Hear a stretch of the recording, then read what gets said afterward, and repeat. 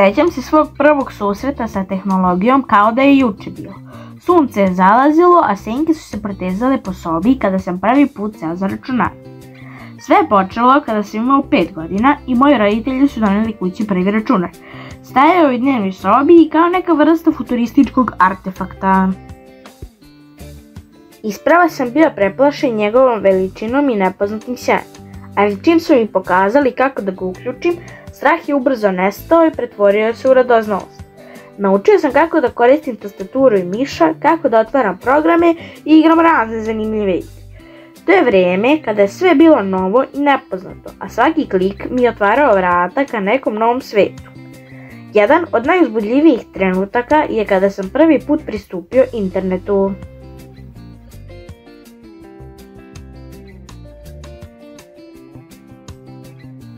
Prvi klik, taj trenutak kada je strelica miša dodirnula ikonicu i svet se iznenada otvorio predam. Sa svakim narednim klikom otkrivao sam nove igre, prijateljstva i avanture.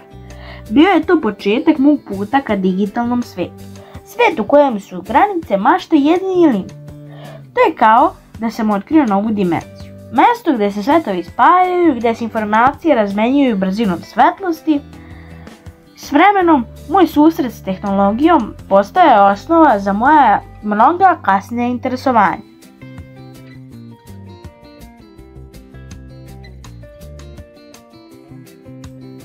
Nezaboravni trenutak dogodio se kada sam kliknuo na igru koju mi je preporučio prijatelj. Bio je to prvi korak ka svetu avanture i strategije. Svet u kojem sam mogao da budem heroj, istraživač ili bilo šta što sam zamislio. Prvi susret sa tehnologijom nije bio samo početak mog razumevanja mašina i softvera, već i početak mog shvatanja kako tehnologija može da oblikuje svet oko nas. Svaki trenutak proveden pred ekranom nosio je sa sobom nova saznanja i veštine koje su postale neizostavni deo mog svakodnevnog života. Sve te nove mogućnosti su me zapanjivale.